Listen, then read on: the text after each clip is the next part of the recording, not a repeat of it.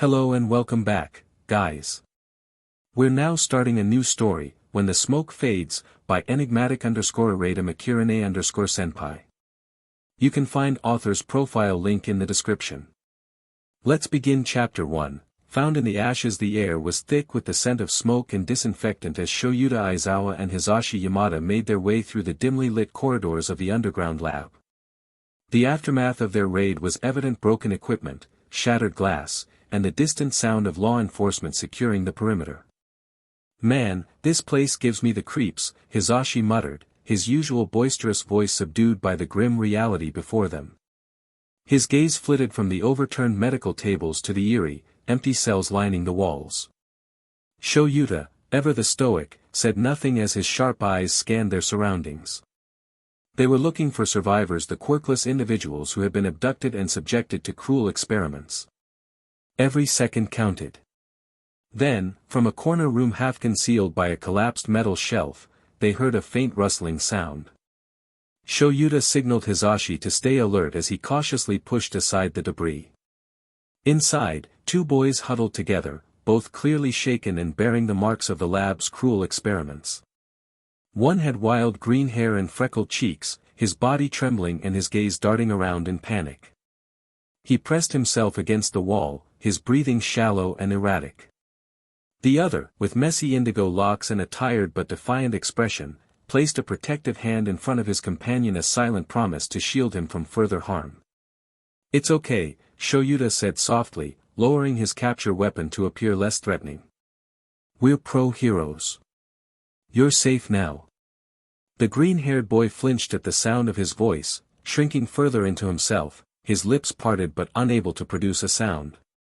His panic was palpable. The indigo-haired boy's jaw tightened. "Don't come any closer," he snapped, his voice hoarse but firm. "I don't trust you."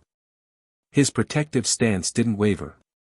Hizashi blinked in surprise, concern deepening in his golden eyes.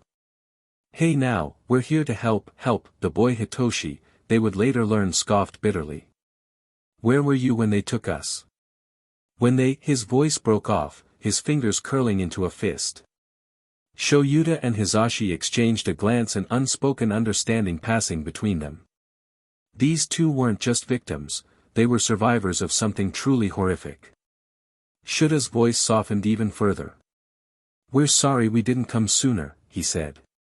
"But we're here now. Let's get you both out of here first. Then we'll talk." Hizashi, standing close enough that their shoulders brushed, a quiet show of solidarity as husbands and heroes, added, "You're not alone anymore."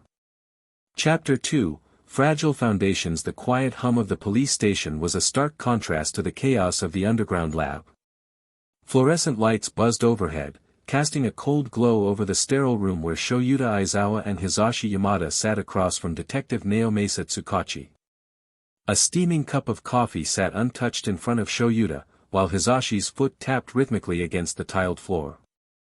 In the corner of the room, Izuku Midoriya and Hitoshi Shinso sat side by side on a worn-out couch.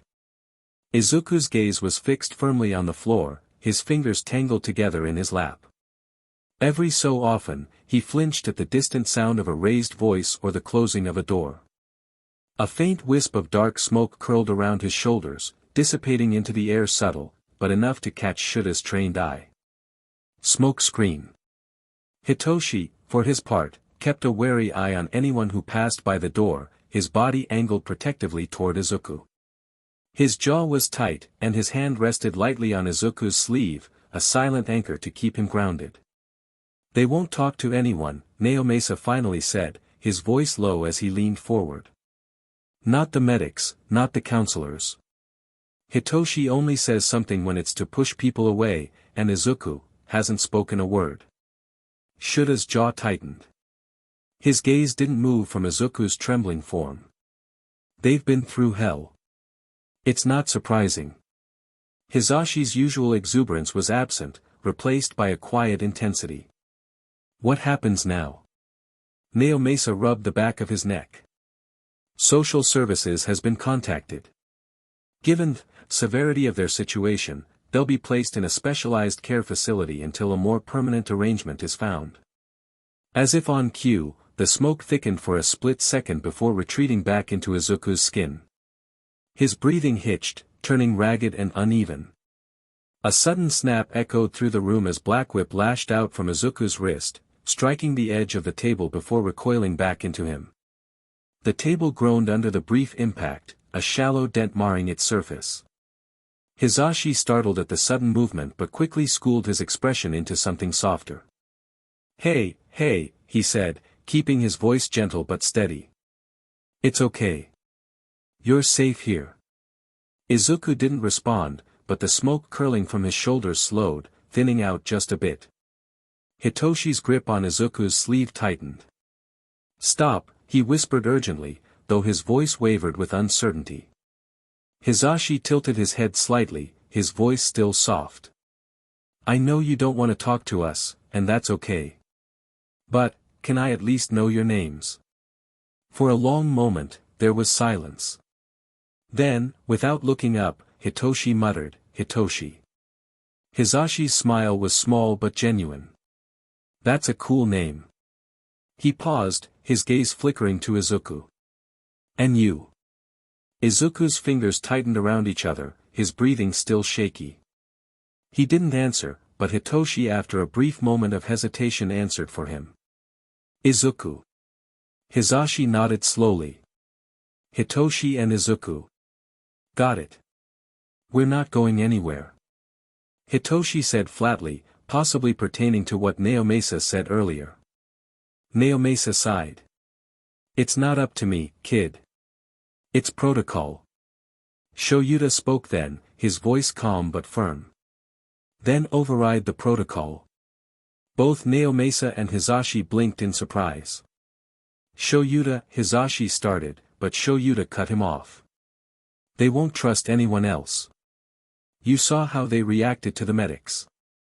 Putting them in a facility full of strangers will only make things worse." His gaze was steady, unyielding. "Hizashi and I will take them in." "If that's what they want," Hizashi chimed in, glancing at the kids for confirmation. The older kid, Hitoshi, frowned but after a few moments, gave a nod. He looked like he'd rather be anywhere else though. Naomasa studied him carefully. "That's not how this works." "You know that," he told Shouta. "Then make it work." The room fell into silence, broken only by the distant murmur of voices outside. The smoke in the air swirled lazily, still present, still clinging. Hizashi, finally catching on to Shuta's train of thought, added softly, "They need stability.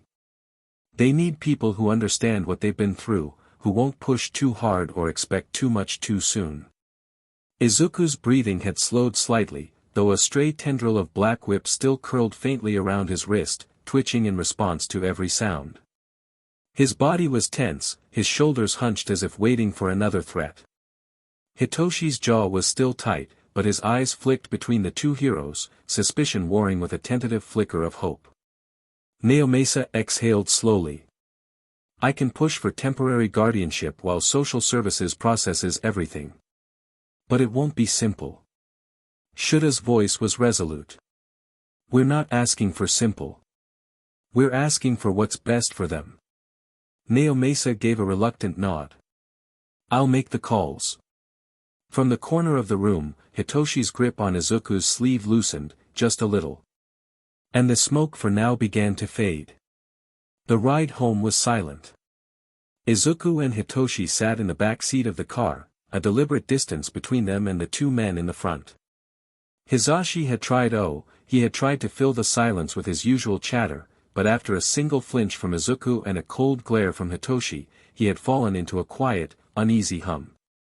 Shouta didn't say a word, his focus split between the road ahead and the two boys in the rearview mirror. When they finally arrived at Shouta and Hizashi's home, the air felt too heavy, too still. It was a modest place, clean, warm, lived in, but for Izuku and Hitoshi, it might as well have been another cage. "Here we are," Hizashi announced, his cheeriness present but toned down for the kids' sake. Hizashi and Shouta stood back as the kids entered their home.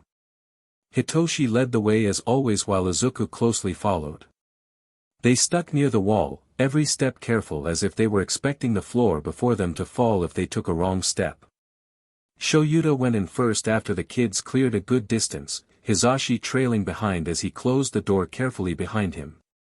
"Make yourselves at home," Shouta said as Hitoshi's eyes darted around the house as if expecting something to jump at them anytime soon. "Your room will be upstairs next to ours.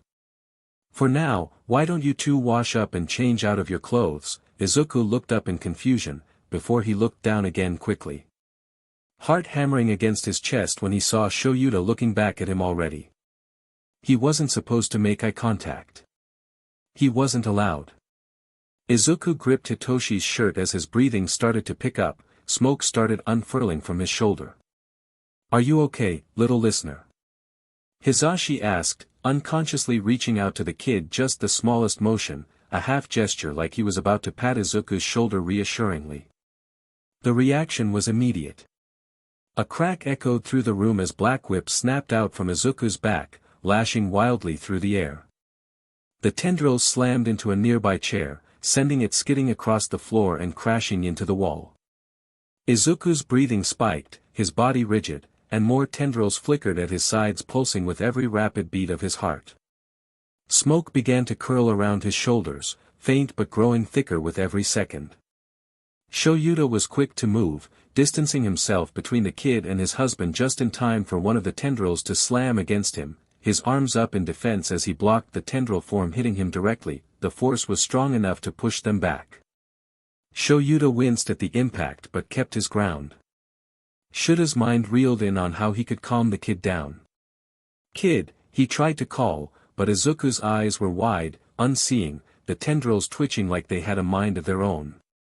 His chest rose and fell too quickly, smoke swirling at his feet now. The black tendrils snapped against the floor once more, a brief flash of violence, before retreating only to flicker again. "Kid, calm down," he tried again.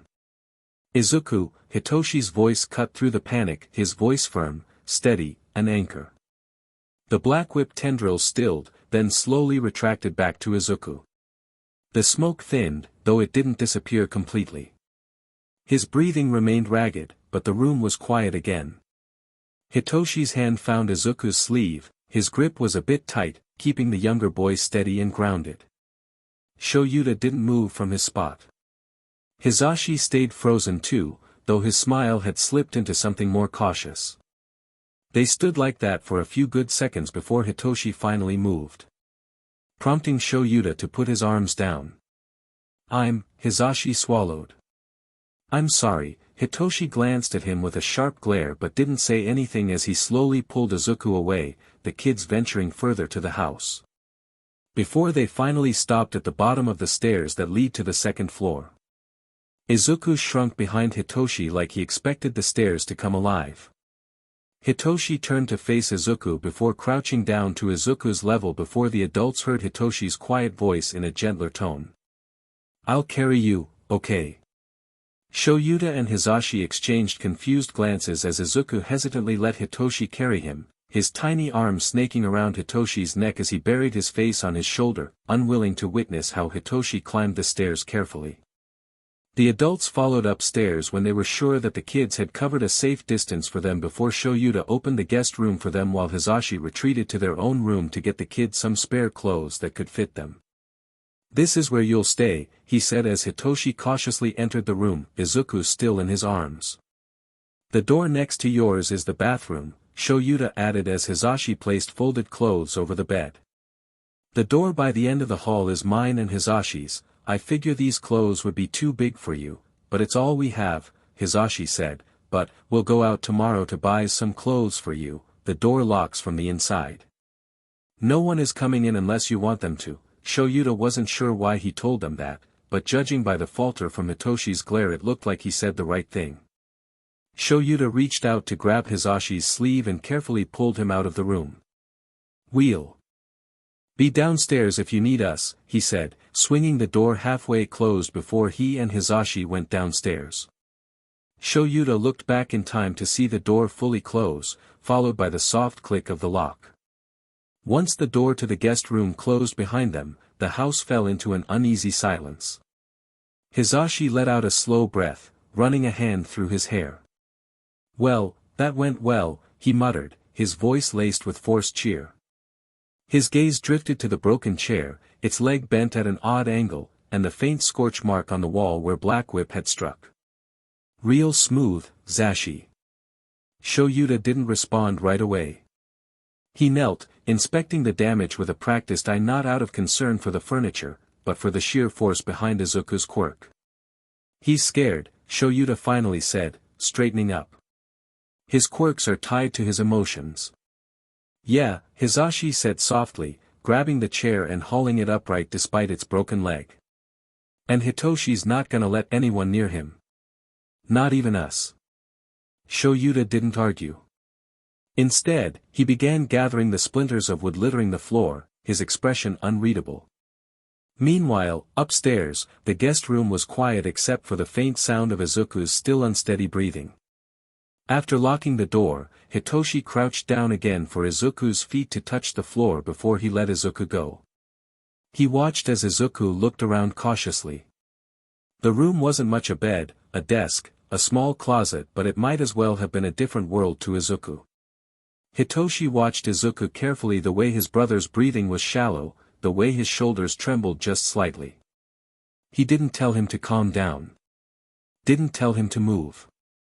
Instead, Hitoshi shifted off the door and sat down on the bed and patted the free space next to him, urging the younger male to sit next to him. Izuku moved silently and cautiously before reaching down to touch the soft mattress, his eyes widening at the texture before looking at Hitoshi with wide curious eyes. "Bed," Hitoshi said, gesturing toward the soft mattress with a smooth motion, his hand resting gently above the other to mimic the feeling of lying down. Izuku looked down at the sign as Hitoshi repeated the motion before following with his own shaky hands. "Bed." Hitoshi nodded, the corner of his lips tugged by a small reassuring smile. Izuku looked back down on the bed, hands smoothing over the mattress before his fingertips touched the folded blanket that was placed in the middle of the bed. The kid flinched at the touch but hesitantly reached for it again. Hitoshi watched as Izuku signed again. "Bed." Hitoshi shook his head, spreading his hands wide in front of him, then brought them together in a fluid motion, as if pulling the fabric up and over himself, mimicking the act of covering with a blanket. "Blanket," he gave the sign a name. "What's that?" Izuku signed. "It's to keep you warm," Hitoshi answered. "Keep you safe," Izuku flinched at the word. He had only known it for a few hours. He didn't know what it exactly meant, only that it brought them out of the lab, out of the hurt, and out of Papa. Hitoshi reached for the blanket, unraveling it, and Izuku's eyes widened at how big it was. The older kid handed the blanket to him, waiting patiently for Izuku to reach out and take it. He reached out before gripping the fabric, eyes widening at how soft it felt in his hands as he sat down on the floor with it. The fabric that covered his small frame felt warm, felt safe. Shouta winced slightly as Hizashi dabbed antiseptic over his bruise, the part where Izuku's Black Whip had hit him, as they sat down by the kitchen counter. "They hadn't come out of the room," Shouta said after a long moment of silence. "They'll come out when they're ready," Hizashi answered, his eyes focused on his husband's bruise before bandaging it up and cleaning everything. "We should prepare dinner for them though, it hasn't been a full day and you already want me to kill them with my cooking," Shouta answered, making Hizashi snort. Hizashi huffed a small laugh, the sound brief but warm. "I meant, help me set the table," he said, moving to gather plates and utensils. A small smile crept Shuta's lips as he grabbed the dishes from the drying rack. The house was quiet, too quiet. Every small sound seemed magnified, the clink of plates, the soft rustle of Hizashi opening a bag of rice. It gnawed at him. "They're scared," Shouta muttered, more to himself than anything. Hizashi's hand paused mid-motion. "Of course they are," he said softly. "But they're safe now. With us." Shuta's grip tightened around a glass for a fraction of a second before he set it down. "We need to make sure they know that." Hizashi stepped closer, resting a hand lightly on Shuta's arm. "We will." Chapter 3, a crack in the door. Hitoshi absently watched Izuku make himself comfortable on the floor at the far corner of the room with the blanket he had. The older kid was perched on the bed, hugging his knees close to his chest, a million thoughts running through his mind for him to point out which to focus on. But a smell caught his attention, making his head turn to the door. In his peripheral vision, he could see Izuku stop his movement as he, too, turned to the door. A faint aroma wafted through the small space of the door and entered their room. The scent was unfamiliar, not because they didn't recognize food, but because it smelled safe. But neither of them moved. Later, there was a soft knock at the door. "Dinner's ready," Hizashi's voice called gently on the other side. Izuku trembled at the words, gathering the blanket in a bundle close to him as he squeezed himself at the small space between the wall and the closet. Smoke unfurled from his shoulder as his terror made itself known. Hitoshi was already on his feet, positioning himself in front of Izuku, his back to him a silent shield. His glare was fixed on the door, tense and unyielding, bracing himself for the moment the older men might force their way in. Back at the lab, food had never been a source of comfort. Stepping out of a room, responding to a call for meals, it often came with a price. A test. A trick. A punishment. The four of them stood in a tense, unyielding silence, a closed door between them like an unspoken barrier. The adults waited, hoping for a crack of trust, for the door to open from within. The kids waited too, not for comfort, but for the inevitable threat they feared would force its way through. Finally, after a few moments of silence, Shouta placed a hand on him. Anticipating Hizashi and shook his head, a silent gesture that tells the blonde that there was no chance tonight these kids would come out and sit with them. Not after what they've been through. On the other side of the door, Hitoshi could hear the shuffling of feet and the fading footsteps as the adults retreated back to the kitchen. His small frame still stood his ground for a few minutes, though, as if expecting the door to burst. But it relaxed a bit when he realized that no threat was coming in, at least not right now, before he turned back to Izuku. Izuku looked back up at Hitoshi in his trembling form, wisps of smoke coming out of his shoulder like blankets of protection, signed hesitantly. "Safe." Hitoshi didn't answer, didn't know how. Instead, he walked to where Izuku was and sat on the floor, tucking his knees close to his chest as he waited for Izuku to come out of his hiding place. Then slowly, Izuku moved as he shuffled next to Hitoshi, the blanket still in his tiny hands as he sat close to his brother. Hitoshi offered a small smile before reaching the other end of the blanket and pulling it to his lap as he shared Izuku's barrier to assure him. Safe. Minutes passed, and then the sound of footsteps retreating, then shuffling sounds that Hitoshi couldn't distinguish as he cradled an already asleep Izuku in his arms as the smaller child slept on the floor. A soft knock was enough to make Hitoshi flinch. But, thankfully it didn't wake Izuku up. "We'll leave your dinner here," it was Shouta who spoke this time. "Eat whenever you're ready." The footsteps faded and the house slipped back into stillness. The tray of food remained untouched, growing cold as the night wore on. When morning came, it was still there, rice hardened, vegetables limp, a quiet, unspoken reminder that healing wasn't something that happened overnight.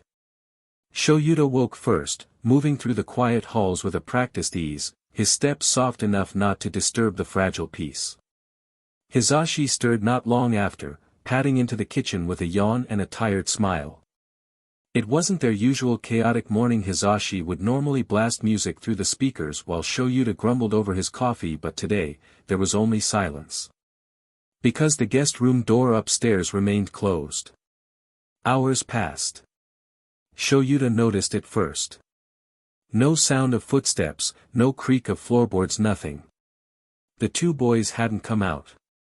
Hizashi noticed it next. He kept glancing toward the staircase, his usual chatter absent, replaced by a tight-lipped concern. Finally, with a resigned sigh, Shouta picked up the untouched tray from the hallway, his jaw tightening at the sight of the cold, uneaten food. He didn't say anything, but his movements were deliberate as he scraped the stiff rice into the trash and rinsed the dishes, the sound of running water a poor substitute for the usual morning noise. Hizashi leaned against the counter, arms crossed, watching his husband clean up the remains of a meal no one had touched. "They're still not coming out," he murmured softly. Shouta didn't respond right away. He just set the now empty tray aside, the quiet clink of the plate against the counter the only answer he could give. The silence dragged on, broken only by the faint clink of dishes and the soft murmur of water from the sink. But upstairs, behind the closed door, the stillness was far more suffocating. Hitoshi stirred first, his stomach twisting in on itself a deep, hollow ache from nearly a day without food. Hunger gnawed at him, a familiar sensation, one he'd learned to ignore when meals were a privilege dangled like a cruel reward. But it wasn't his own hunger that pulled him fully awake. It was Izuku. Curled up in the corner of the room, Izuku trembled, his small frame tight with discomfort. His stomach growled audibly, the sound so loud in the quiet that it almost startled Hitoshi. And then the softest whimper. A painful little noise that escaped Izuku's lips, almost as though he didn't mean to let it out. Hitoshi's chest squeezed. Izuku needed food. Needed help. For a long moment, Hitoshi didn't move. He just stared at the door, the weight of it feeling heavier than it should, like it was more than wood and hinges, but a barrier, a warning. In the lab, stepping out of a room without permission had consequences. His back still ached at the memory, the ghost of WHP marks burning like they had just been inflicted. His last attempt to beg for food had earned him those scars. But Izuku whimpered again, clutching his stomach. And that was enough. Hitoshi's hand shook as he reached for the doorknob. His heart pounded against his ribs, his mind screaming at him to stop, to sit down, to wait, to not make the same mistake again, but his feet carried him forward. The door creaked open. The sound was soft, but it echoed like a gunshot in his ears. And then there was a shadow at the top of the stairs. Shouta. Hitoshi froze, heart leaping into his throat. His body tensed, instinct screaming at him to retreat back into the room, to lock the door and brace for the punishment that would follow. I am sorry," Hitoshi stammered, his voice a broken whisper, cracked and hoarse from disuse and panic. I had to. Izuku needs food, please, I wasn't trying to." The words tumbled out in a frantic, disjointed rush, each syllable tripping over the next, as if the faster he spoke, the less likely he'd be punished. His breathing hitched, shallow and uneven, his chest rising and falling in quick, desperate gasps. His wide, wild eyes locked onto Shouta, pupils blown with fear, not seeing a tired, concerned man in sweatpants and a loose shirt, but a looming figure from the past. His back burned with phantom pain, the sharp sting of a WHP, the cold bite of metal restraints. His mind screamed at him to shrink back, to drop to his knees, to beg before the punishment came, because it always did. Stepping out of the cell meant disobedience. Disobedience meant pain. I wasn't," his voice cracked again, a sob threatening to escape, but he swallowed it down like poison. "Please, Izuku's hungry, I didn't mean, I'm sorry, please don't." He flinched, his body already preparing for a strike that never came. Shouta didn't move. Didn't raise his voice. Didn't so much as blink too fast. He just looked at Hitoshi, really looked at him, at the way his small frame trembled like a leaf in a storm, at the way his hands curled into fists at his sides, not in defiance, but in defense. A silent brace for impact. And it clicked. Too easily, too painfully. This wasn't just fear. This was conditioning. This was a boy who had learned, over and over again, that asking for something, needing something, was a punishable offense. Shouda's throat tightened, but his voice remained steady, a soft, even tone that didn't match the storm in his chest. "You're not in trouble," he said, slowly, carefully. "You're not going to get hurt." Hitoshi's breath hitched.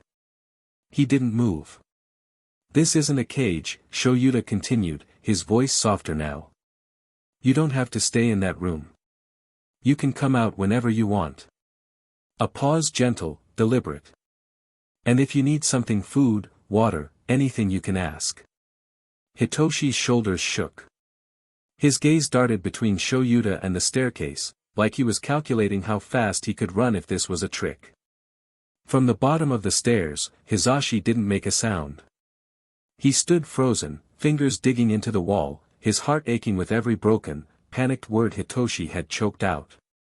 His usual brightness was gone, snuffed out by the quiet horror of watching a child beg for something as simple as food like it was a crime.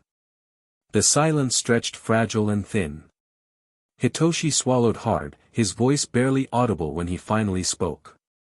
"Can we have food?" "Not we need food." "Not Izuku is hungry." "Can we have food?" Like he wasn't sure if it was allowed. The question cracked something in both men, a quiet, shattering pain they didn't dare show on their faces. "Of course," Shouta said instantly, no hesitation, no second thought. "We'll make you something right now." Before Hitoshi could flinch again, Hizashi was already moving, practically running down the stairs into the kitchen, grabbing eggs, rice, whatever he could get his hands on. His fingers trembled slightly as he worked, his usual flair absent, replaced by a quiet, urgent need to do something to fix something that couldn't be fixed with just a meal. Minutes later, they were back at the door. A tray in both Hizashi and Shouta's hands, one for each kid, steam rising from warm rice and miso soup. The door was closed again. But when Shouta knocked softly, no sharpness, no authority, just a gentle tap-tap, and Hizashi said, "We brought you some breakfast," the silence wasn't as long this time. Because the door slowly, hesitantly opened. Hitoshi peeked through the small crack of the door cautiously, his eyes zeroed in on the tray of food that Hizashi was holding before he slowly opened the door. Shouta, who stood behind Hizashi as a pillar of support, noticed how the bed seemed untouched. The next thing he noticed was the crumpled blanket placed at the corner of the room with green curls sticking out of it. "Izuku." Hitoshi moved to get the tray from Hizashi's hand but hesitated. He trembled too much, either from hunger or from the scare he had just experienced earlier, to trust himself to handle holding a tray properly. Hizashi caught on. "Oh, I can put it on the desk," he said, then quickly added, "If you'd be okay with it." Hitoshi looked up at him, calculating his choices carefully before finally stepping back and letting the adults in. They moved slowly and carefully, mindful of the sleeping bundle that had taken refuge at the corner of the room. Hizashi glanced a worrying stare at Shouta when he saw that neither kids had also changed their clothes. "Hitoshi," Shouta called as gently as possible, but it still made Hitoshi flinch. "Did the clothes not fit you?" Hitoshi was not expecting the question as his eyes darted at the neatly folded clothes that Hizashi had placed on the bed last night, then back at Shouta before shaking his head and spoke. "We didn't." "I don't," his knuckles white as he gripped the hem of his shirt nervously as he tried to think of something to say. "It's okay," Shouta answered. "It's just, we brought the clothes in so you could change into something warmer and comfortable. Your clothes aren't exactly built to withstand cold temperatures." Hitoshi nodded, but his expression tells Shouta that the boy knew it. Hizashi cleared his throat to catch the older kid's attention as he smiled at him warmly. "I made soup to warm you and Izuku up. Be careful though, because it may be too hot for you or for the little listener. Here. I also made fried eggs and rice so you could have something easy on the stomach, since I figured you haven't eaten anything since last night." Hitoshi nodded, staying rooted to his spot as the adults carefully filed out of their room. His hand remained clenched at his side, his breathing shallow, but his eyes wary and sharp, tracked every movement Shouta and Hizashi made. When Shouta reached for the knob to close the door on his way out, the quiet click of the latch starting to catch, a sudden hand shot out. Hitoshi's fingers curled tightly around the edge of the door, stopping it mid-close. For a moment, no one moved. Shouta's gaze dropped to the small, pale hand gripping the door, knuckles white from the force behind it, before traveling up to Hitoshi's face. The kid didn't say a word, but the silent plea in his purple eyes spoke louder than anything. "Don't close it. Don't trap us." Understanding settled in Shouta's chest like a heavy stone. He let go of the knob without a sound, the door swinging back open just a few inches, not fully ajar, but not closed either. A compromise. A reassurance. He didn't say anything, but a small, almost imperceptible nod passed between them. Hitoshi's grip slowly loosened, though he didn't move from his spot. As Shouta turned to follow Hizashi back downstairs, he allowed himself one last glance at the two boys. Hitoshi was already moving again, his hand gentle now as he crouched beside Izuku, whispering something too soft to hear. Izuku stirred, a faint whimper escaping his lips, his face pinched in discomfort. Hitoshi didn't flinch at the sound. Instead, he carefully shook Izuku's shoulder, his voice quiet but steady as he tried to wake him. It was a tender moment, one that reminded Shouta of the fierce, protective bond between them. A bond forged in pain and survival, but still a bond nonetheless. The door remained open. Chapter 4, Small Steps, Steady Hands. Just as the two adults landed the stairs, their attention was caught on the vibration from Hizashi's phone when a text was received. Hizashi had made a quiet call the night before, voice hushed but hopeful. Now, standing in their living room, Namuri and Oboro shuffled through the bags of children's clothes and toiletries they'd brought over. "I wasn't sure about sizes," Namuri said softly, holding up a pair of sweatpants and a few plain t-shirts. "So I grabbed a few options. Figured comfort over style right now." "That's perfect," Hizashi replied, his usual boisterous energy replaced by something softer. "Thanks for doing this, guys." Oboro leaned against the back of the couch, his usual grin subdued. "How are they holding up?" Hizashi rubbed the back of his neck. "It's been a struggle," he admitted. "We're taking it one step at a time." "They're scared. Real scared." "Hitoshi's holding it together, but Izuku, he's worse off." Namuri guessed, her voice gentle. Shouta gave a small nod. "He barely looks at us. Won't speak." There was a silence, heavy but understanding. "We didn't want to overwhelm them, so we figured it's better you guys don't meet them just yet," Hizashi added. "I don't want them thinking we're parading people in front of them." Namuri smiled softly. "Whenever they're ready." After a few more quiet words and a promise to check in again soon, Namuri and Oboro slipped out, leaving Shouta and Hizashi to gather the bags of clothes and toiletries. They climbed the stairs slowly, their footsteps light. When they reached the boys' room, the sight of the still slightly open door made Hizashi's heart lift just a little. Progress. Then, they heard it, Hitoshi's voice, quiet but clear. "Plant," he said. "That's a plant, Zuku." A beat of silence, then another murmur. "Window. That's a window." "Lamp. Book. Pillow." Shouta and Hizashi exchanged a glance, a flicker of hope between them. Hitoshi was teaching Izuku the names of things in the room. Simple objects. Foreign concepts to boys who had spent so long caged in sterile walls. Hizashi knocked softly, a gentle rhythm meant not to startle. "Hitoshi." The quiet rustle of fabric. A moment of hesitation. "Yeah," came Hitoshi's reply.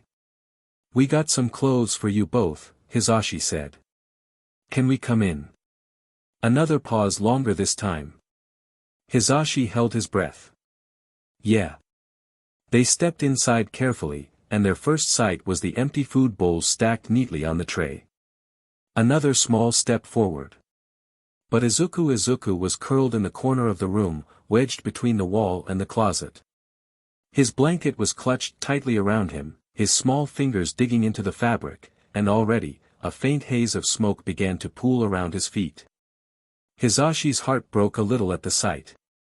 "Hey," Shouta said softly, setting the bags down near the bed far enough from Izuku's corner to feel non-threatening. "We bought some clothes that would fit you better. We brought some toiletries too. If you want to wash up, the bathroom's just down the hall." Silence.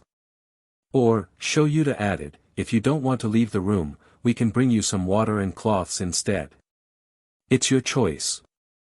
Hitoshi gave a small nod, then tilted his head slightly toward Izuku.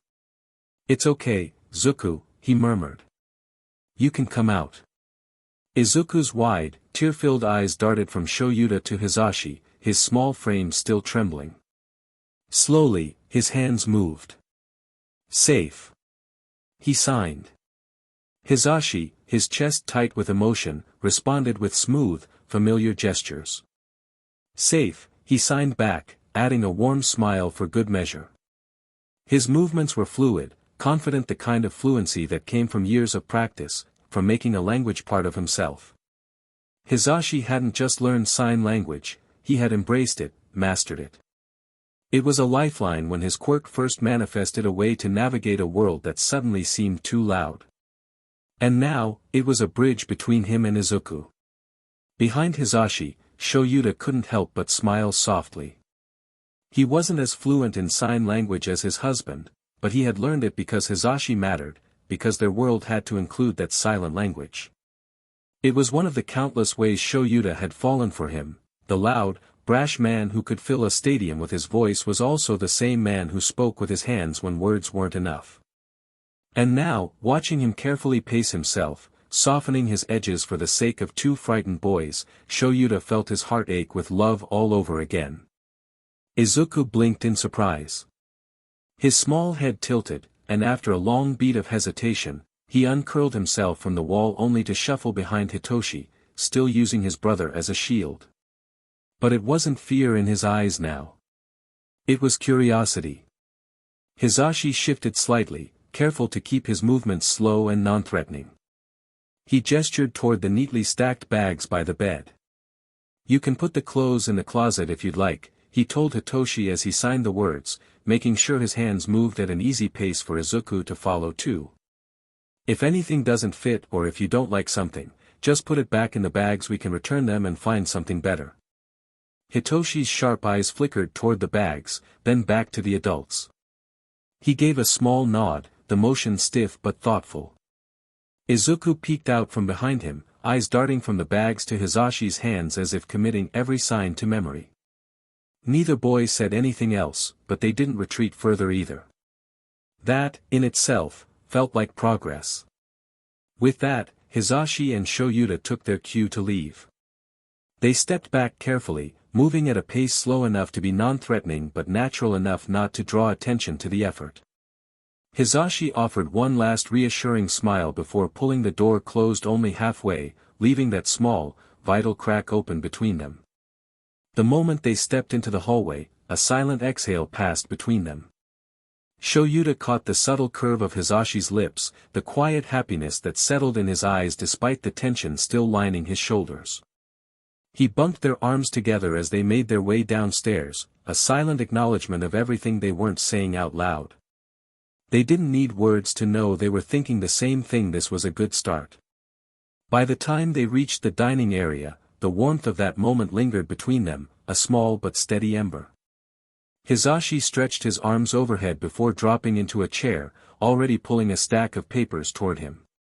"All right, let's get to work before my brain decides to check out," he murmured, tone light but lacking his usual volume. Shouta hummed in agreement, settling in with his own papers. Between pro-hero duties and teaching, the day ahead would be long, but at least it had started with something good. Izuku watched as Hitoshi pulled out the clothes from the bags and stacked them nearly on the drawers of the closet. When the adults got out, Izuku retreated back to his original spot while Hitoshi cautiously walked towards the bags Hizashi and Shouta brought before slowly pulled out the items inside. Occasionally, Hitoshi would pull something out of the bag and Izuku would ask, "What's that?"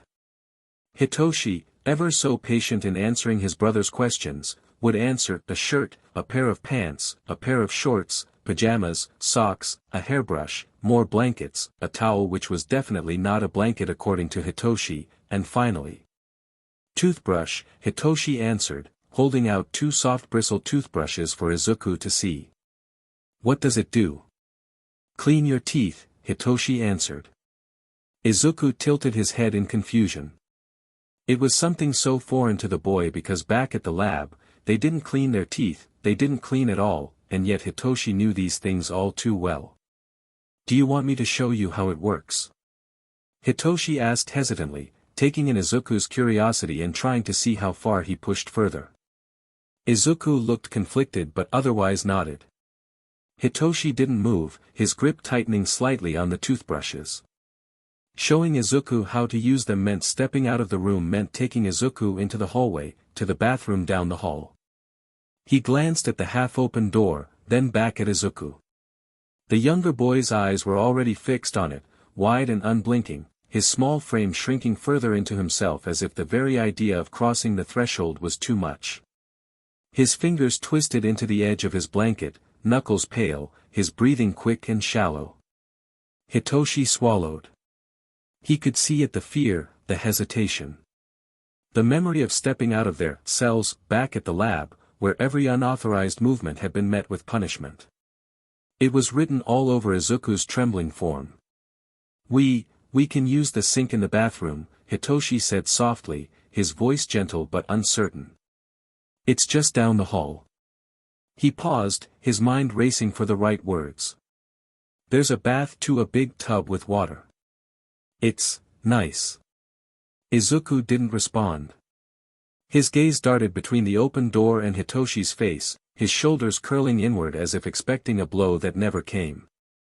Hitoshi's heart twisted. "I'll stay with you the whole time," he added, quieter this time. "We don't have to close the door. No one's gonna get mad." Izuku's lower lip quivered. His hands were still shaking, but after a long, painful moment, he gave a tiny, reluctant nod so small it was almost imperceptible. It wasn't agreement, it was fear-laced surrender. And Hitoshi realized then, this wasn't about curiosity or learning. For Izuku, stepping out of this room wasn't just scary, it was dangerous. "Okay," Hitoshi let out a sigh of relief he realized he had been holding before he gathered 2 towels, one for him and one for Izuku, before turning to his brother and offering a comforting hand for Izuku to hold. Reluctantly, Izuku took it, his free hand gripping his blanket close to his body for comfort as Hitoshi slowly led him outside. Izuku expected pain as soon as his feet was out in the hall. Both boys stood, unsure and hesitating, at the quiet and empty hall just a step away from their room. Hitoshi looked down at Izuku, checking to see if he was okay before offering him a hesitant smile and started walking for the bathroom. They moved slowly, like how they did the first time they arrived at the house. But unlike before, Izuku's eyes did not stay downcast to the floor. Instead, he scanned every shadow and every corner as they slowly made their way to the bathroom, expecting something to leap out and drag him back to the place they'd both escaped from. Izuku's hand clung tightly to Hitoshi's, small fingers curled around his like a lifeline. His other hand fisted the edge of his worn blanket, dragging it along the floor behind him, a familiar weight in an unfamiliar world.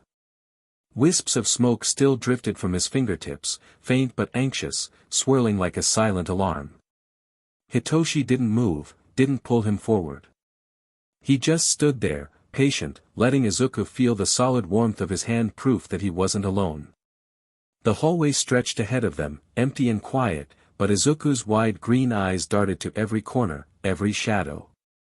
His breathing quickened at the faint creak of a floorboard somewhere downstairs, probably just Hizashi or Shouta, but Izuku flinched, his grip on Hitoshi's hand tightening until his knuckles went white.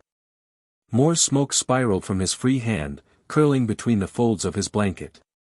"Hey," Hitoshi said softly, his voice steady but gentle. "It's just the house." "That sound. It's the floor. It does that sometimes."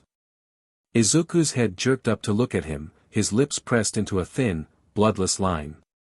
Hitoshi gave his hand a slight squeeze, not too much, not enough to startle, just enough to remind Izuku that he was there.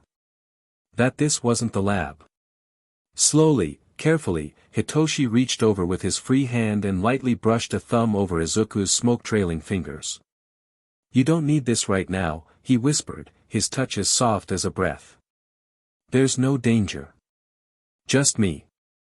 The smoke faltered, still there, but thinner, weaker. Izuku didn't let go of the blanket, his knuckles still tight around the fabric, but his grip on Hitoshi's hand loosened just a little. Hitoshi offered a small, steady smile. "See? Just a noisy old house. Izuku blinked, his gaze flickering back to the hallway.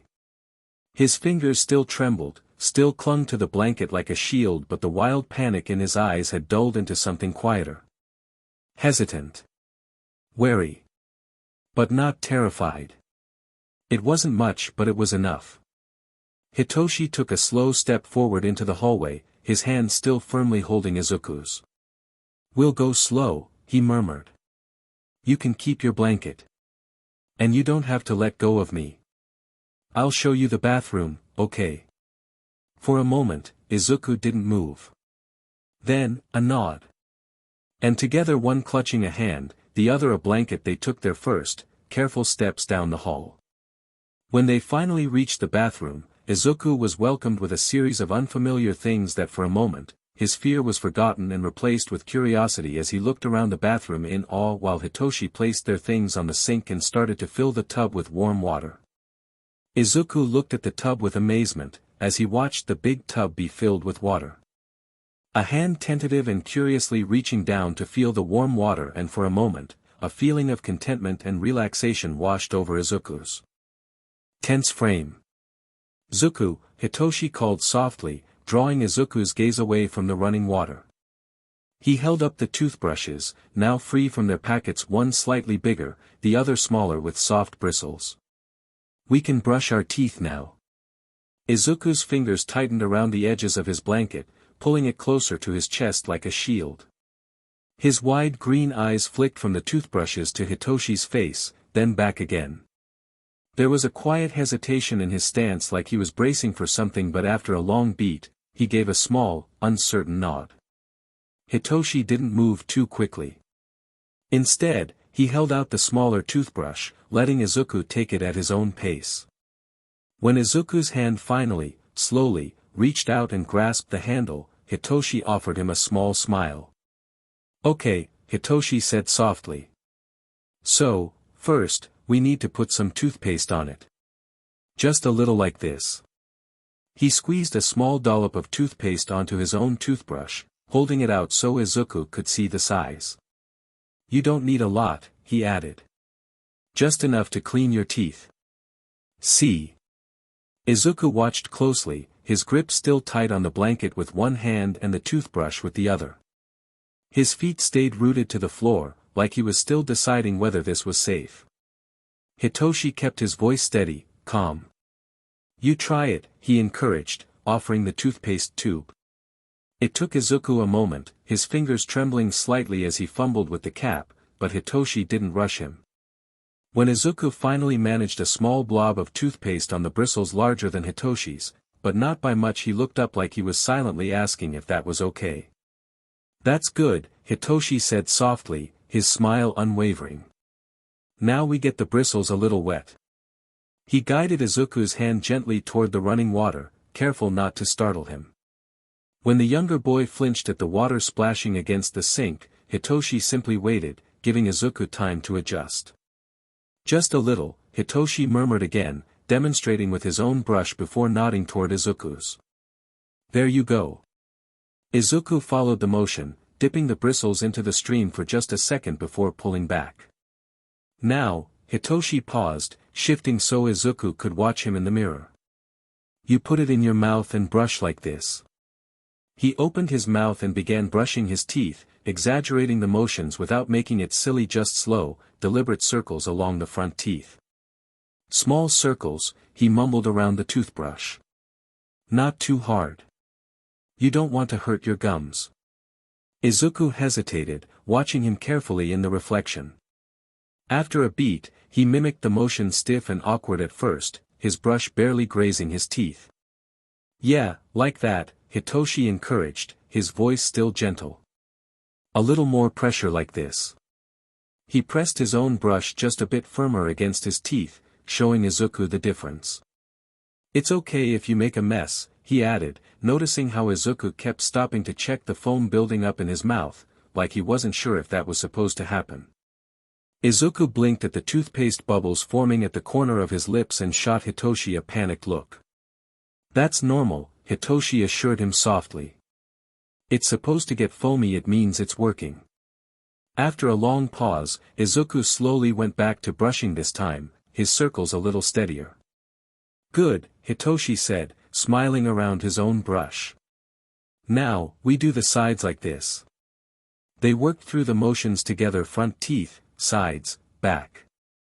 Izuku flinched a bit when the bristles grazed his gums, but Hitoshi quickly reminded him, softer there, it's okay if it feels weird at first. When they finally finished, Hitoshi spit into the sink and rinsed his brush, then gestured for Izuku to do the same. Izuku stared at the foam in his mouth for a moment before leaning over the sink and spitting, missing slightly and splattering a bit onto the edge of the counter. His eyes went wide, the panic rising again. But before the fear could fully take hold, Hitoshi grabbed a washcloth and wiped the mess away without a word. No scolding, no reaction, just a quiet, calm motion. That happens sometimes, Hitoshi said softly. No big deal.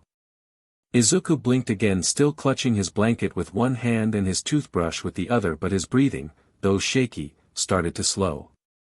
And for the first time since stepping into the bathroom, his shoulders relaxed just a little. Chapter 5, The Space Between Silence. Izuku struggled to keep his eyes open, a small yawn slipping past his lips as Hitoshi gently dried his hair with a towel. His head kept dipping forward, too heavy for his neck to hold up, and Hitoshi had to steady him more than once. They had just finished washing up and were back in their room. Their discarded, dirty clothes lay crumpled on the bedroom floor, but Hitoshi didn't have the energy to care. Right now, getting Izuku dry and dressed was the priority. Everything else could wait. Almost done, he murmured, the words more for himself than Izuku. His voice was soft, careful, because loud noises still made Izuku flinch. Pulling out a clean set of clothes, Hitoshi worked to get Izuku dressed, a harder task than it should have been. The kid wasn't cooperating, more interested in curling up on the floor than lifting his arms or stepping into his pants. His body sagged with exhaustion, and every movement felt sluggish, like sleep was dragging him down. For a brief moment, Hitoshi wondered if this was how it was supposed to be, if this was normal. If younger brothers were always this limp and unhelpful when they were tired. He didn't really know. He'd never had the chance to learn what normal looked like. Finally, after some quiet coaxing and a few muttered curses under his breath, Hitoshi managed to get Izuku into clean clothes. It wasn't perfect, the shirt was slightly crooked, and the pants were twisted at the waistband, but it would do. The moment he was done, Izuku dragged his blanket to the same familiar spot on the floor. Hitoshi watched as his brother slowly nested into the fabric, his small form curling inward, seeking comfort in the only way he seemed to know how. Hitoshi's chest ached. Not in a way he could explain, just a dull, familiar feeling that never really went away. This wasn't how it should be. Izuku shouldn't be making his bed on the floor, acting like the hard ground was safer than the bed just a few steps away. With a soft sigh, Hitoshi tugged on his own clothes, his hands moving on autopilot while his gaze lingered on Izuku. He didn't try to move him, not tonight. Hitoshi busied himself, picking up the dirty clothes they had and throwing them into the far corner of the room, out of sight, out of mind. It wasn't much, but it made the space feel a little less chaotic, a little more under control. His fingers lingered for a moment on a torn seam of Izuku's old shirt before he dropped it with the rest. Just another reminder of the life they'd come from. He glanced over at Izuku, already curled up with his blanket, the boy's breathing soft and steady, though his small body seemed too tense for someone supposedly asleep. Even now, even here, Izuku can't relax. Hitoshi laid down beside him, keeping just enough distance to give Izuku space, but close enough that he could grab him if something happened, if someone came. The room was quiet, but Hitoshi's mind wasn't. Would they really be safe here? Could he trust Shouta and Hizashi? They seemed kind, too kind, and that only made him more suspicious. No one was ever kind without wanting something. His gaze flickered to the door, left slightly ajar, another gesture of trust. But all he saw was a potential entry point for danger. He fought the urge to get up and check the locks again. Izuku shifted beside him, a soft noise escaping his lips, half a sigh, half a whimper. Hitoshi tensed, waiting, but Izuku didn't wake. His small hand clutched the edge of his blanket like a lifeline. Hitoshi stared at the ceiling, his own exhaustion clawing at him, but sleep felt like a risk. What if tonight was a trick? What if they woke up back in the lab, everything a cruel illusion? But then Izuku shifted closer, his head resting just a little too near Hitoshi's arm, seeking silent comfort even in sleep. Hitoshi let out a quiet breath. For now, this was enough. He'd stay awake a little longer just in case. Hizashi stretched his back with a groan, the satisfying pop of his spine doing little to ease the exhaustion weighing down his limbs. His glasses were pushed up onto his head like a makeshift headband, and his long hair usually immaculate was now bundled into a messy bun, the handiwork of Shouta's clumsy but well-meaning fingers. Just 2 days away from hero work and teaching, and the mountain of paperwork they'd returned to was absurd. Graded assignments, incident reports, and a dozen emails all blurred together into an endless task list. Hizashi had started strong, full of his usual energetic flair, but the longer he stared at his students' barely legible answers, the grumpier he became. Shouta, ever observant, finally put his foot down. "You need a nap," Shouta had said, voice firm but soft, already tugging Hizashi's arm to guide him upstairs. "I'm fine, Hizashi protested weakly, even by his standards, but Shouta simply gave him that look. The one that said there was no room for negotiation. "I'll wake you in a few hours," Shouta promised. Hizashi snorted at that. The last time Shouta promised to wake him, Hizashi had slept straight through 10 hours, only to find Shouta passed out beside him, snoring softly. Still, his body betrayed him. Hizashi had just made it upstairs, the promise of sleep tugging at him like a heavy weight, when something caught his eye, the soft glow spilling out from beneath the bathroom door. The light was still on. He paused, the tired haze lifting ever so slightly as a flicker of awareness settled over him. Slowly, Hizashi made his way to the bathroom, his bare feet quiet against the floor. His hand hesitated for a fraction of a second on the doorframe before he peeked inside. It wasn't chaotic, but it wasn't neat either. Damp towels lay in a small heap, abandoned in a corner. The mirror was still fogged over, faint streaks of water marking the glass where someone, probably Hitoshi, had wiped it down. A toothbrush rested at an odd angle in the sink, and the faint scent of soap still hung in the air. A lived-in mess. The kind that didn't belong to captives or test subjects, it belonged to kids who were, however hesitantly, starting to exist outside the sterile walls of a lab. Hizashi swallowed past the lump in his throat. They were getting used to being here. And somehow, that realization was both a relief and a heartache. Hizashi hesitated for a moment, the quiet hum of the house settling around him. The faint glow from the bathroom light painted soft shadows along the hallway, but his attention quickly shifted to the slightly open door of the boys' room. He pushed it open with care, the hinges giving a soft creak, and his heart ached at the sight that greeted him. Hitoshi was already asleep, his breathing slow, steady, but his posture was anything but relaxed. Even in sleep, his body seemed tense, one arm resting near Izuku like a silent promise to guard him. The younger boy had burrowed into his blanket on the floor, curled up in a small bundle of fabric and fragile comfort. Neither of them had touched the bed. The sight wasn't unexpected, but it still hurt. Hizashi's gaze softened, lingering on the way Izuku's tiny frame seemed even smaller in the oversized shirt he was now wearing. The clean clothes were a reminder that the boys had finally showered, a small but significant step, yet their choice to sleep on the floor spoke louder than anything else. They didn't trust the bed. Didn't trust the comfort. Didn't trust that it wouldn't be taken away. Hizashi swallowed the lump rising in his throat. His fingers twitched at his sides, the urge to gather both boys up and tuck them safely into the bed battling with the knowledge that it wouldn't be welcomed. They weren't there yet. So instead, he grabbed the extra blanket from the foot of the bed and carefully unfolded it, moving as quietly as possible. He draped it over both of them, tucking it around Izuku's curled form and letting the other end settle over Hito's legs. It wasn't much, but it was something. Hizashi lingered a moment longer, his hand hovering just above Izuku's hair, an instinctive gesture to comfort, but he stopped himself before making contact. "Sleep tight, little listeners," he whispered softly, a faint smile tugging at his lips despite the ache in his chest. He stepped back, letting the room remain as it was, two boys sleeping on the floor, a bed untouched, and a door left slightly ajar. And as Hizashi returned to his own room, he couldn't shake the quiet hope that, maybe one day, they'd trust the softness of a bed again. Izuku was the first to wake. The room, once bright with the soft golden light of morning, was now draped in the muted hues of dusk. Shadows stretched long across the floor, creeping into every corner as the sun dipped below the horizon.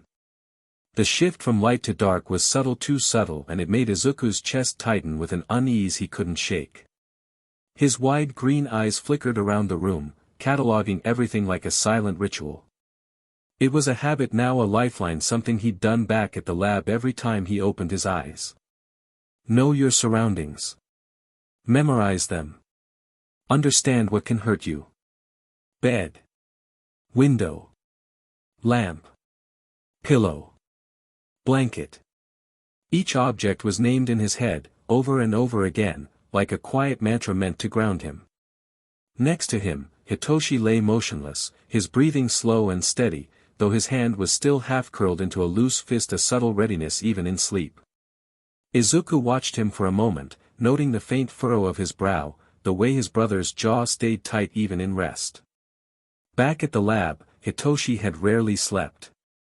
Too afraid to close his eyes for long, afraid of what might happen if he wasn't awake to protect Izuku. Too guarded to turn his back to anyone. Too scared that a moment of vulnerability might cost them both. Izuku remembered how his brother would sit against the wall, his hand always resting lightly on Izuku's arm, a silent promise that he was there, that he wouldn't let anything happen. So now, as Hitoshi slept beside him, Izuku didn't move. He didn't wake him. His brother needed the rest needed to feel, even for a brief moment, that they were safe enough for this. Still wrapped in his blanket, Izuku carefully shifted, his small feet padding softly against the floor. The blanket dragged behind him like a cloak, a comforting weight he refused to part with. It was his, something he'd been given here, not taken or stolen. His gaze roamed the room again, his fingers twitching against the fabric of the blanket, until they landed on the door. It was open. Not fully, just a small gap, but enough for Izuku to see the faint glow of light from the hallway beyond. His heart thudded against his ribs, not in fear exactly, but in the way it always did when something felt unfamiliar. Doors in the lab were never left open. They slammed shut. Locked. Bolted. Not unless someone was coming, a doctor with a clipboard and cold hands, a guard with a sharp voice, or worse, his father. But this door. It wasn't like that. It hung ajar, silent and still, the gap small yet glaring. There was no lock, no shadow creeping through, no heavy footsteps approaching. Just a quiet, steady beam of light slipping in from the hallway, soft, warm, and unthreatening. He could leave. If he wanted to, he could take one step forward, then another.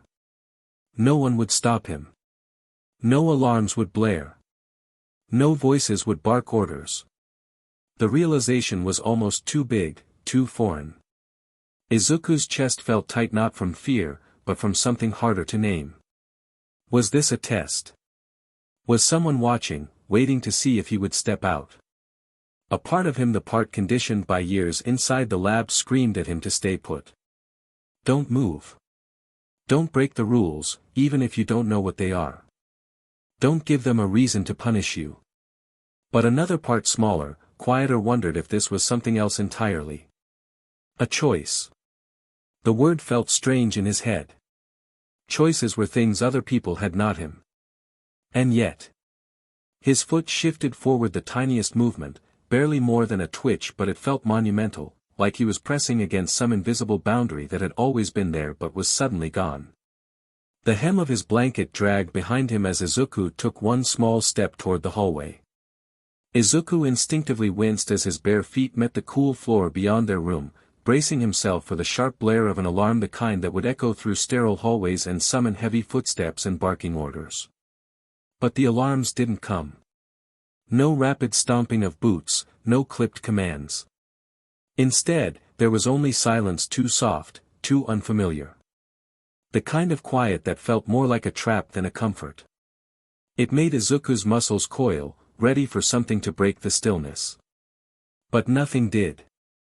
Slowly, cautiously, he moved one foot in front of the other, every step tentative. The floorboards beneath him groaned with each shift of weight, and the sound felt too loud in the hush of the hallway. Each creak made Izuku flinch, his heart racing, but his curiosity tugged him forward. His first stop was the bathroom door, now closed, unlike when he and Hitoshi had last used it. The memory of the warm towel and clean clothes Hizashi had brought them surfaced for a brief moment, but Izuku pushed it aside. He crossed the hall, his eyes landing on another door, slightly ajar, the one beside their room. He remembered Hizashi disappearing into it when they first arrived, returning with clothes and the blanket Izuku still clutched tightly around his shoulders. This must be where Hizashi sleeps. Izuku didn't dare open it, his curiosity hadn't stretched that far yet. Instead, something else caught his attention, a faint sliver of light slipping through the gap at the top of the staircase. The soft murmur of voices floated up from downstairs, one low and steady, the other warmer, quieter. They were talking. Not like the guards or the doctors at the lab, whose words were clipped and clinical. Not like his father, harsh, demanding, unrelenting. Just talking. Izuku lingered in the hall for a moment longer, his heart a soft thud in his chest. But curiosity, a quiet and insistent pull, slowly outweighed the fear knotting his stomach. He took a hesitant step toward the top of the stairs, then another, inching forward until the soft glow of light brushed against his toes. Chapter 6, The Hallway and Beyond. Izuku's breathing hitched, not from fear, not exactly. It was something else. Something tangled and unfamiliar. Another step. Then another. Slowly, the living room came into view.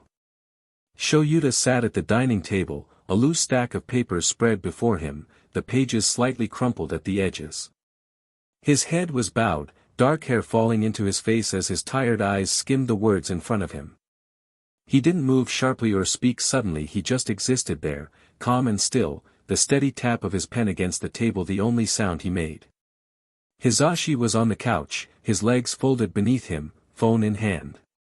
His thumb lazily scrolled through whatever was on the screen, but his other hand was tangled in his hair, still twisted into that messy bun, his fingers absent-mindedly tugging at loose strands as if he'd forgotten about it altogether.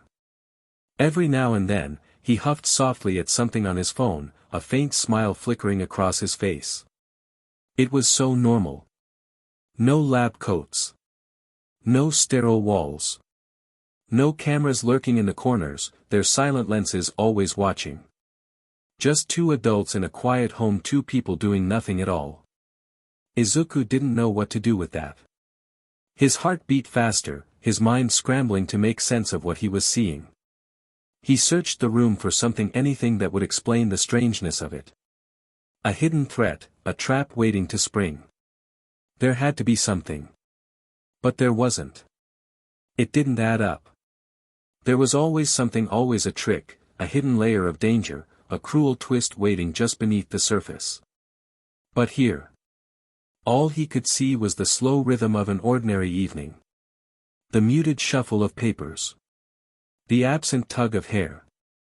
The quiet exchange of words between two men who didn't seem to notice him, not like a threat, not like a target, but like he was just there. It made no sense. And the more it didn't make sense, the harder his heart pounded. Hizashi shifted slightly on the couch, the springs groaning beneath him, a sudden sound in the stillness. Izuku flinched. His body moved before his mind could catch up, his fingers tightening around the blanket, his feet sliding back a half step toward the hall. Then Hizashi spoke, not loud, not sharp, just soft and a little tired. "Hey, remind me to fix that spring. Feels like it's about to give out." Shouta hummed in response, not looking up from his papers. "We've had that couch for years. It's always been like that. Hizashi chuckled, not a cruel laugh, not mocking, just a quiet, easy sound. Guess I'm just getting old. The air shifted. The tension in Izuku's shoulders didn't vanish, but it eased just a fraction. His foot, which had been halfway through retreating, hovered for a moment longer. Then, slowly, he set it back down. Izuku didn't move forward again, not yet. But he didn't back away either. But then a sharp noise from outside. The slam of a car door. A dog barking in the distance. Izuku flinches again. Harder this time. His foot slips on the stair, the sudden creak of wood slicing through the quiet. And then smoke. It starts as a thin wisp, curling from his fingertips, but panic fuels it. The haze thickens, slipping down the stairs like a slow-moving fog, clinging to the banister, the walls, the air itself. His breath quickens too fast, too shallow, and the smoke pulses with it, like it's tied to the rhythm of his fear. Hizashi reacts first, not with alarm, but with a soft, steady voice. Izuku. It's gentle. Not a question, not a command, just his name, spoken like a thread meant to tether him. Shouta doesn't move. Doesn't speak. He watches, calm and quiet, his presence a steady anchor rather than a looming shadow. He's letting Izuku decide to run, to hide, to stay. No pressure. No force. Just waiting. The smoke shudders, swirling in place, but it doesn't spread further. Izuku's fingers claw tighter into the fabric of his blanket, the worn cloth bunched between his hands like it's the only thing keeping him from coming undone. Run. Hide. Fight. The instincts crash into one another, tangled and chaotic. His body screams to move, to escape, but something else roots him in place. Something quieter. Something that doesn't make sense. Why aren't they angry? Why aren't they shouting? Why is Hizashi still sitting there, signing soft words with careful hands? Why is Shouta still leaning against the table, unbothered by the smoke curling around his feet? Why does this feel so safe? The longing strikes him without warning, sharp and sudden and unbearable. It twists in his chest, unfamiliar and overwhelming. He doesn't understand it, this ache for something he can't name. This pull toward the steady warmth of a home that isn't his. It terrifies him. The smoke begins to thin, dissipating into the air. Izuku doesn't move. Not yet. But he doesn't run either. And Shouta and Hizashi, they just wait. The smoke lingers, not as thick as before, but enough to blur the line between Izuku and the men below. Hizashi moves first, slowly, carefully stepping toward the base of the stairs. But he doesn't come any closer. Instead, he lowers himself onto the last step, the creak of the wood soft beneath him. It's deliberate, no sudden movements, no looming presence. Just him, seated, smaller, less threatening. He raises a hand, fingers forming slow, careful shapes in the air. Safe. It's okay. The signs are simple, but they're steady, his hands gentle, patient. The kind of softness meant for a frightened creature, not out of pity, but respect. Izuku's wide eyes flicker between Hizashi's hands and his face, his chest still heaving, but his feet don't move. Shouta stays where he is, back still against the table, making no effort to bridge the distance. But his gaze is there, watchful, steady. Not cold, not indifferent, just present. A silent promise that Izuku is in control of this moment. That nothing will happen unless he chooses it. Izuku's mind is a mess of instincts, but beneath the panic is something quieter. Something stranger. A longing. It's not a trap. It's not a cell. It's just a home. And Izuku doesn't know what to do with that. His breathing slows. The smoke thins, curling into wisps before finally dissipating into nothing. Izuku doesn't move closer, his feet stay rooted to the spot, but he doesn't run. Doesn't bolt up the stairs or slam the door behind him. It feels like something fragile has shifted. A tiny step not forward, not yet but no longer backward either. Hizashi's voice is almost a whisper. Come down if you want. That's it. No coaxing, no pleading, just an offer. A choice. Izuku lingers a moment longer, his fingers still twisting into the worn fabric of his blanket, and then, slowly, he backs away. Shouda's eyes remained fixed on the staircase long after the last wisp of smoke had faded into the air. His hand, still holding the pen, felt heavy against the cool surface of the dining table. His thumb absently ran along the edge, the soft ridges of the plastic a small anchor in the sudden tide of doubt that washed over him. For a moment, his heart sank just a bit as he replayed the scene in his mind. Izuku, standing on the stairs, small and wide-eyed, his blanket clutched in trembling hands. The way his body had moved, not toward them but away, each step a retreat back into the shadows. It was a kind of quiet heartbreak, the kind that whispered beneath the surface of his thoughts. And it wasn't the fear itself that unraveled him, it was what it meant. The unspoken truth that maybe, despite everything, Izuku still wasn't sure if they were safe. Shouta had hoped maybe too soon, maybe too much, that things were changing. He'd let himself believe that Hitoshi stopping him from closing the door meant something. That it was a sign, however small, that the boys were beginning to trust them. That the unspoken space between them was beginning to close.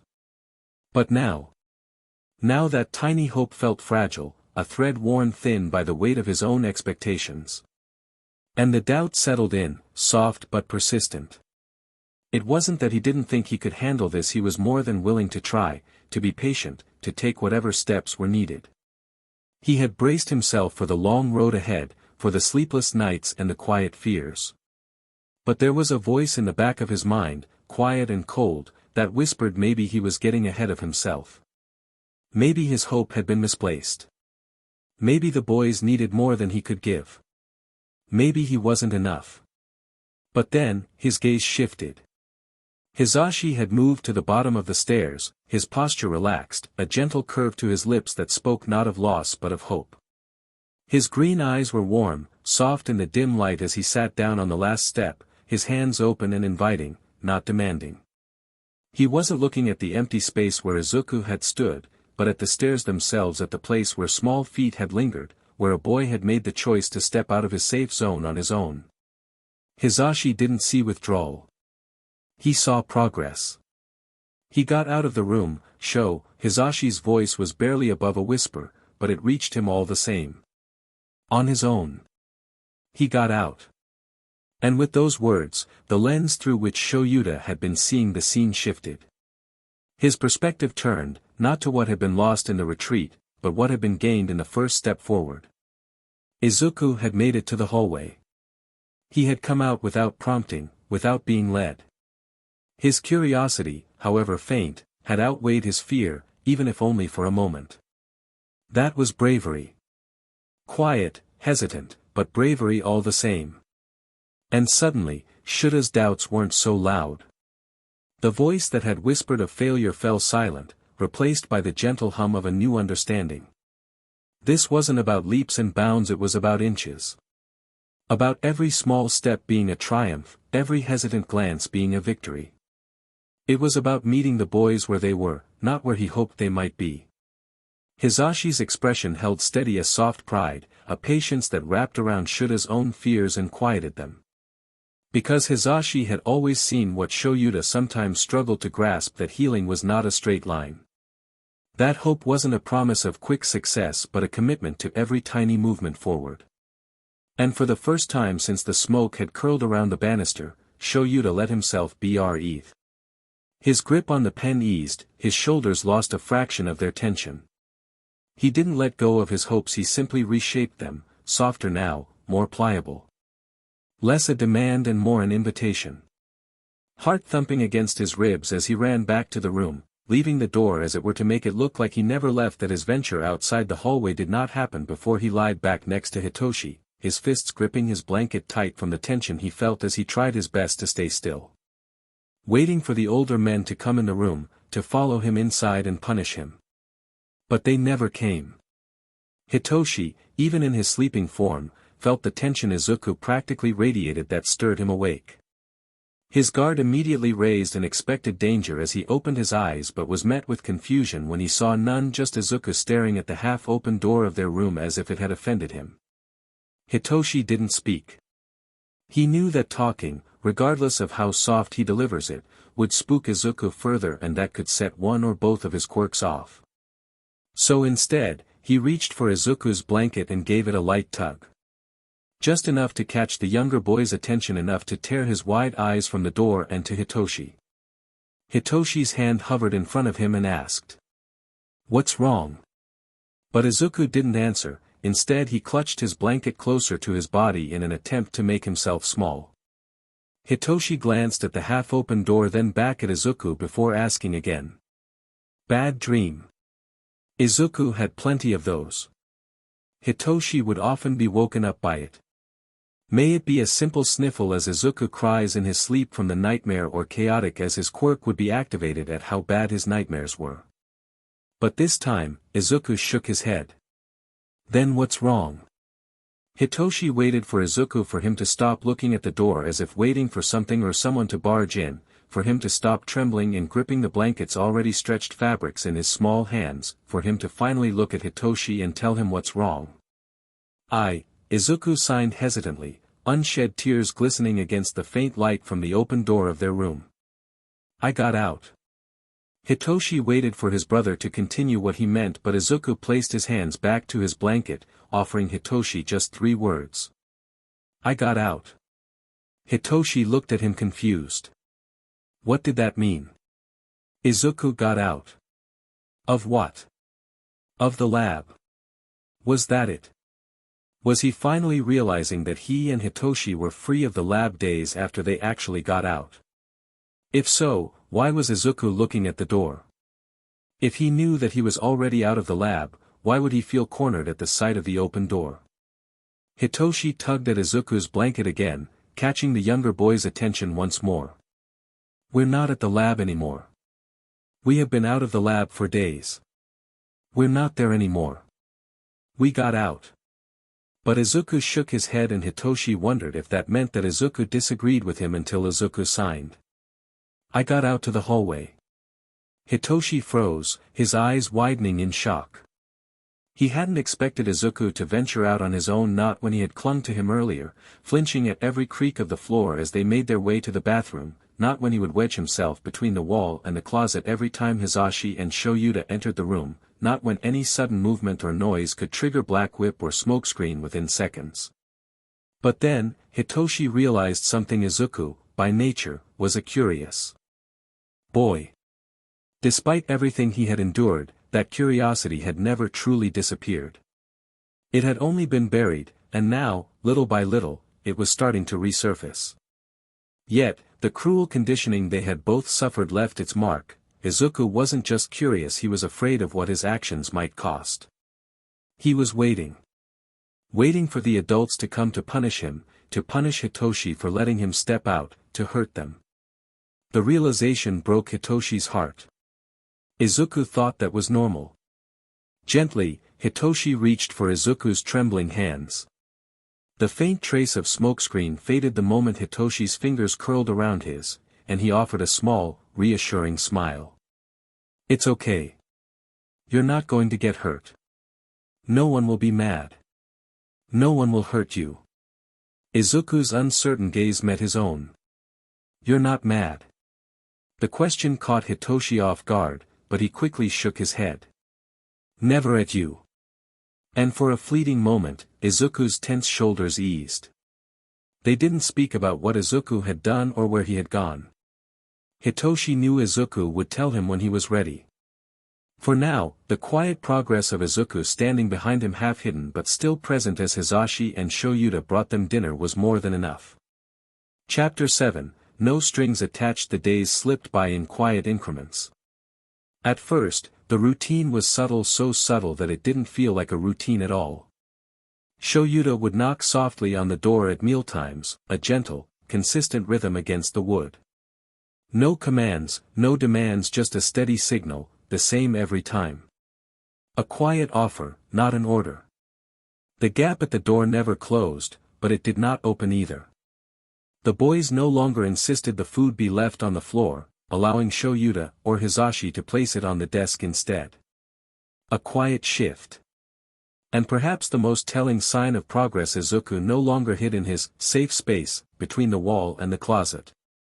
He stood behind Hitoshi now, clutching the hem of his brother's shirt in one hand and his blanket in the other, peeking out with wary yet curious eyes. But by the end of the week, the door cracked open. Just an inch. Hizashi noticed first, his heart twisting at the sight, not in sadness, but in something softer. Something hopeful. It was the smallest of changes, but change nonetheless. 2 weeks more and the door stayed open just wide enough to catch a glimpse of Hitoshi's wary gaze or Izuku's nervous fidgeting. They never stepped through the threshold, but they were there watching, listening. Progress. Hitoshi was still guarded, his violet eyes sharp with suspicion at every small movement Shouta and Hizashi made. He waited for the catch, the hidden consequence, the moment when the soft voices and patient gestures would twist into something cruel. But it never came. Instead, Shouta would simply knock, leave their food, and retreat without a word.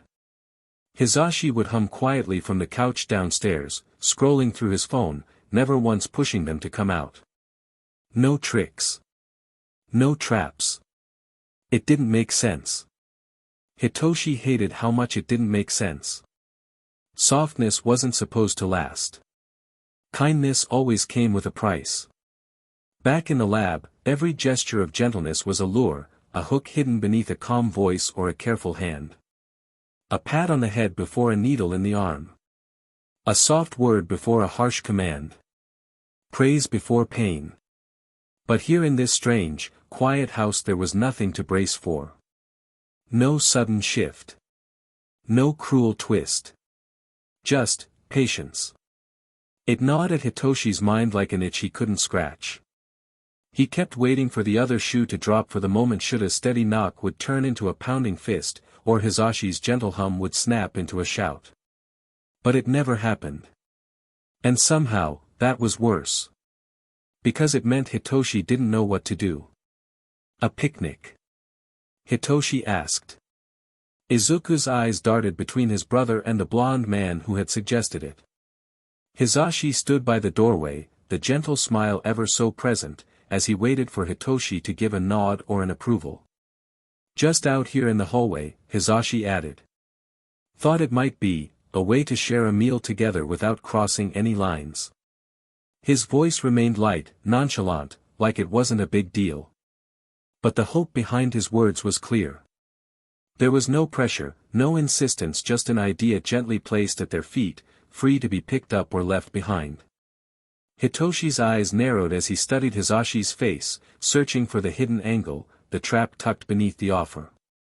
There had to be one, there always was. But Hizashi didn't say anything else. Hitoshi glanced at Izuku, a silent question in his gaze as he looked back at his brother. Izuku blinked at him, confusion scrunching his nose. His tiny fingers curled into his blanket, his silence speaking louder than any words could. He didn't know what a picnic was. The decision was up to Hitoshi. Okay, he simply said, followed by a smile from Hizashi, a smile bigger than what he intended but still a warm one, as he gave a nod before retreating downstairs.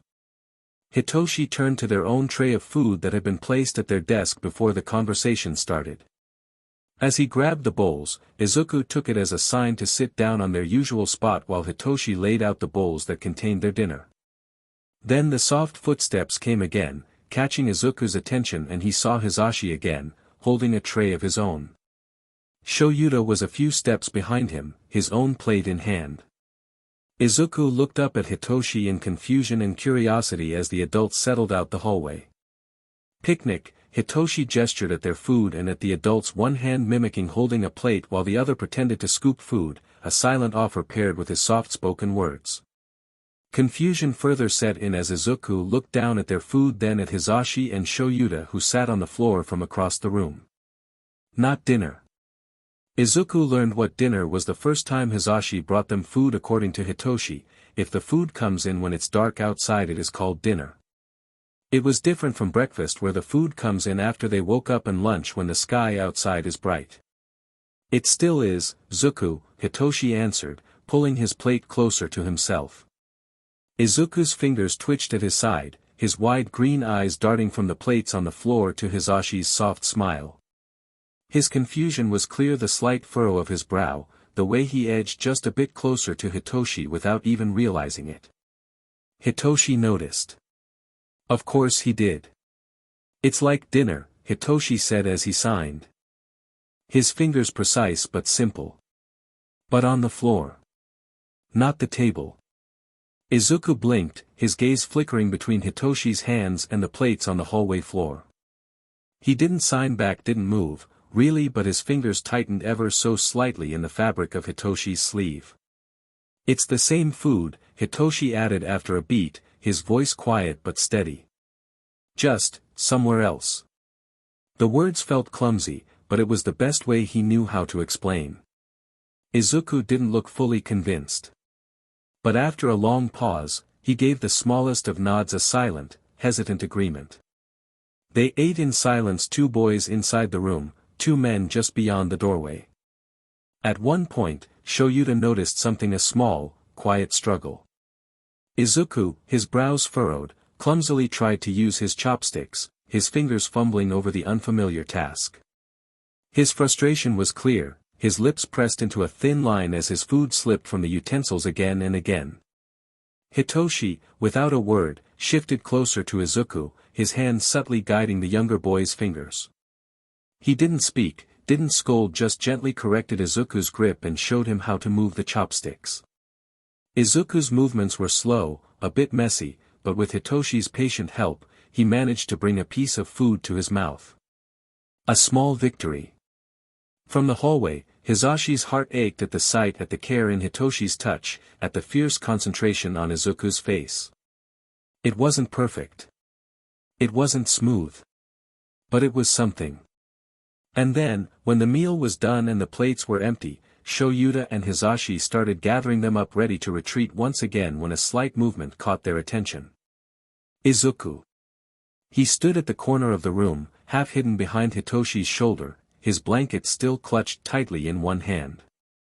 His green eyes flickered between the adults and the empty plates, his fingers twitching, uncertain, hesitant. For a moment, it seemed like that was all. Just a glance. Just a heartbeat. But then slowly, carefully, Izuku raised his free hand. Thumb touching his chin, his fingers moved forward in a simple, practiced motion. Thank you. Just two words. Just one small sign. Yet it hung in the air like a fragile thread, a delicate bridge spanning the silent space between them. Hizashi's breath caught, not loudly, but just enough for Shouta to notice. It wasn't much. It wasn't everything. But it was something. And when Izuku's hand fell back to his side, his gaze darted back down to the floor, his blanket twisting slightly in his grip. The quiet weight of that moment remained. Shouta didn't speak. Hizashi didn't push. Instead, they simply nodded, soft, steady, acknowledging the silent thanks without crowding it. And then, the door closed once more. But this time, it didn't feel like an ending. It felt like a beginning. Later that night, the quiet of their room wrapped around them like a thin veil. Izuku stirred in his sleep, clutching his blanket close as he lay curled in his usual spot on the floor. Hitoshi sat beside him, his arms wrapped around his knees, wide awake, his mind a tangle of thoughts, each one louder than the last. He thought about the exchange they'd had earlier with the adults, the quiet suggestion of a picnic, the way Hizashi had explained it without pushing, the silent meal they'd shared on either side of the doorway. It was strange, too soft, too easy. There was no catch. No punishment waiting in the wings. Just a simple dinner, a simple moment. And then he thought about the days before that, the soft knocks at mealtimes, the steady patience, the careful distance Shouta and Hizashi kept. No commands. No tricks.